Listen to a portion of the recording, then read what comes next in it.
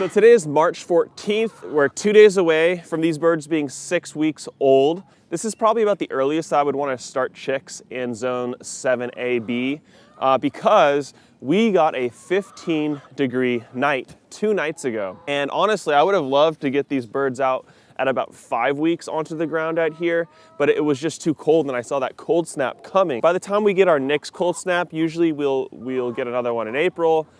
They will be big enough to be able to handle it just fine. Last night went down to 40. I feel like 40 is kind of the line for a 5 to 6 week bird.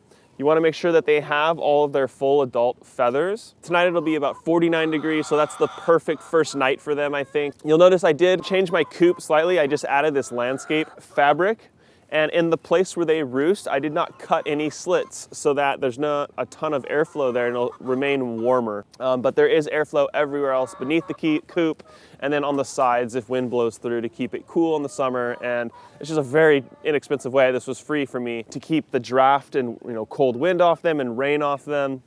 And provide a little bit of extra heat for the babies here. And I'm gonna come back tonight and I will put the babies up on the roost to teach them that that's where they're supposed to go at night.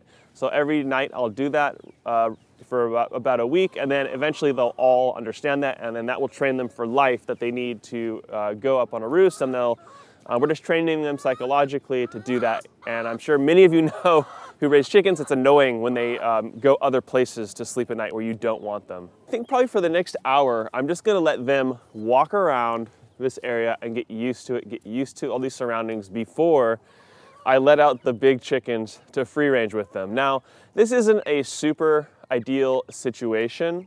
I feel like the 12 birds that I have in this 8x4 coop is pretty maxed out, but these chickens are still small and they're gonna be okay because they're only in this coop at night. In the early morning, I let them out and they're free ranging the whole day. And the other reason I feel like I'm okay to do this, or the reason it might be dangerous, is that these are very small birds, very delicate, and if you have an aggressive rooster or if you have aggressive hens that are really, henpecky, they could attack or try to hurt one of the baby birds initially as they try to establish a pecking order. If you have an aggressive bird, so just watch out for that. Watch them. I'd say watch them for the first hour, see how they interact, so you can stop it if something does happen. But my hens and this rooster are extremely gentle. So that's why I feel that there's no issue to do this.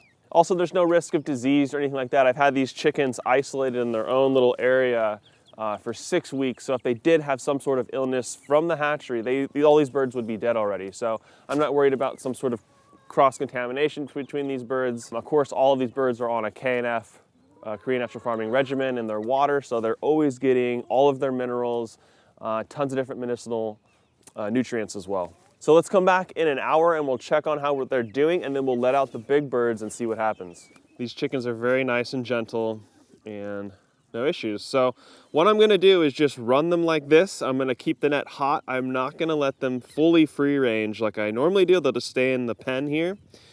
And then I'll probably do that for at least a day, maybe 2 or 3 days, just to get the babies really used to understanding that this is their home, this is where they sleep, this is where they go every single night. And the young ones are also, they're gonna copy what the older ones are doing. They're gonna learn a lot just by observing them. So we're about 30 minutes from darkness right now. Here's the situation with the birds. So the babies are a little confused. And I think part of the reason is that they're scared of the bigger birds too. I think that may be part of the issue. Oh, dang it. So see how that chicken just stepped through? So even at this 6 week age, they can get through the poultry netting. So just be aware of that. A lot of people won't run the nets hot while they're still this size so they don't keep getting shocked. Okay, so I had to get all the birds in by hand, which typically that's normally what's gonna happen the first couple nights as they get used to everything. One of the birds I put up on the perch is still staying there, and the rest just wanna stay on the ground. I've already stressed them out enough, so they're gonna be completely fine just sleeping on the ground tonight, and I'll just keep working on training them every day, getting them to sit up there. So the baby chicks are now 7 weeks old, and I'm gonna give you the rest of the tips that I think you're going to need for the rest of their life. Oh, and since summer is coming, you guys, you're gonna need a good quality sun hat, and I finally found a company that I wanted to work with on this. This is Farmers Defense, And if you want to get 10% off on any of their products, use the code Nature's Always Right, and you can pick yourself up one. It's got a nice tight weave. It's got the pattern underneath that I found this really helps to protect the straw from breaking over time. So go down to the link in the description if you'd like to pick one up, or look at all the different links down there if there's something that you need for your garden or your farm, drip irrigation, seeds, tools. If you buy through any of those links, you'll either get a discount or it's a way that you can help support my channel at no cost to you. So thank you so much for using those links. So since the chicks are 7 weeks old, they are in a grower developer feed, which is a slightly higher percentage of protein than the layer ration that the big girls would get. But that's okay. I'm just feeding it to all the birds. So we're erring on the side of giving the baby chicks the exact protein ratio that they need. They're getting a little bit more protein. It's not a big deal. It's only a couple more dollars per bag. Right now, I'm not fermenting their feed just because it's a lot easier. I just dump the food in here, right? To do that in the future, I need to get like a galvanized trough or something that I can easily dump out the fermented feed in. This doesn't work very well for fermented feed. Now in their water, in my chick raising video, I talked about some natural solutions like apple cider vinegar, putting chopped garlic in the water. What I'm doing is putting my Korean natural farming inputs in here. So I have fermented plant juice, brown rice, vinegar, WCA, WCP, seawater, labs, and OHN. And I try to have that in there every time I refill the water. I'm not always perfect on that, but because these birds are free ranging, anything that's lacking in their diet, they're gonna go find that. So now when it comes to supplements, there's a lot of things that you can do, and here's the things that I do and recommend. This bucket contains calcium and chicken grit. They need calcium to build really strong eggshells, so you can do that in the form of dead coral or oyster shells, crab meal. All of that would work great. A free source of calcium is of course from their own eggs, and what you can do with them is just crunch them up and feed it back to them. Most people recommend to heat it all up, destroy all the organic material, make it sterile, then crunch it up and then give it to them. For me, I didn't want to deal with that. You know, you buy a 40-pound bag of oyster shell and it lasts you for 10 years, you know? So it's really not worth the extra effort, in my opinion, but go ahead and go for it. I just throw all my eggshells into compost or I'd feed it to my pigs. Now, minerals are huge. Now, seawater is something that everybody could use, okay? All you do is you take 35 grams of salt, okay, zero out your container, put 35 grams of salt in that container on a scale, and then add water until the total volume of everything equals 1,000 grams.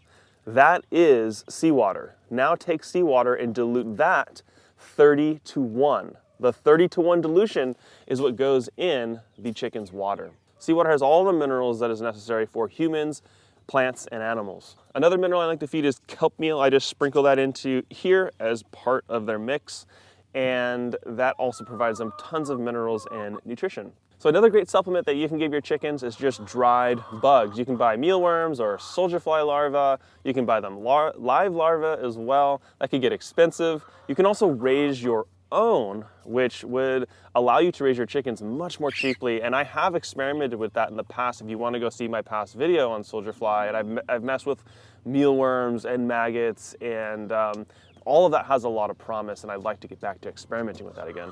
And then in the floor of the coop here, guys, I'm just adding in hay maybe every 2 weeks or so, once it gets a little bit nastier, just to keep the floor a little bit cleaner in here. But as you know, these chickens go out immediately in the morning and they're not hanging out. And that's important for the young birds. If you are gonna keep young birds and old birds together, you better make sure you come out at the beginning of the morning so that you can let them all out and they're not in here fighting or possibly damaging each other. So yeah, guys, I still recommend this dog kennel coop. It's an 8x4. I think I paid $250 for it, and it's gonna last forever. I can use it for chickens. I can use it for other animals. I can use it as a temporary quarantine coop in the future when I have my mobile coops. It's worked out fantastically, so I still would recommend this as either a temporary or even a permanent coop, using it like I am, where you release them immediately in the morning. So speaking of coops, that's their protection, right? So the other thing you need to keep in mind going into summer is all the different predators that you might need to worry about. So your main predators are gonna be Hawks, if you're free ranging. So keep an eye out for that. Having a dog outside can definitely help. Having a rooster can also help with hawks because the rooster's constantly looking and warning the girls. Coyotes, possums, raccoons, skunks, all of those can kill chickens, and I have witnessed them kill chickens because I didn't close the door at night, or I came home late before I could close the door, and I come home to an animal feasting on one of my chickens. So the number one rule, you double or even triple check at night that you've closed this door, even if it means coming out at 12 o'clock right before you go to bed because you've got that itch in the back of your mind. Did I really close it? You better double check. And dealing with most of those predators, except for the hawks, they're gonna be a nighttime predator. So as long as you've ensured that your coop is enclosed, there's no secret access somewhere that they can get in, they're gonna be fine. So be sure to check out my old video about my automatic chicken coop that I designed back in San Diego. That is the coop, if you're in a backyard, that I would build every single time. I love that coop. And I wanna incorporate some of those time-saving things that I did into my mobile coop. So you guys will see that soon. But if you haven't seen that video, I think it will really help you tie together all these different concepts that I've been talking about in these previous videos. And then finally, and one of the most important things, remember that your chickens are a tool for you. You can use them to disturb land. You can use them to eat up bugs that you don't like. You can use them to fertilize an area, to take out a garden, to keep the grass low for you so you don't have to mow. I just encourage all of you who have thought about getting chickens to do it this year. This is the year you have to get this done. It's so important that you have a protein source besides your vegetables that you have available to eat. And I just, without scaring anybody, food prices are gonna increase incredibly going into the future. I've talked about this for a long time. I've encouraged you guys to grow your own food for a long time.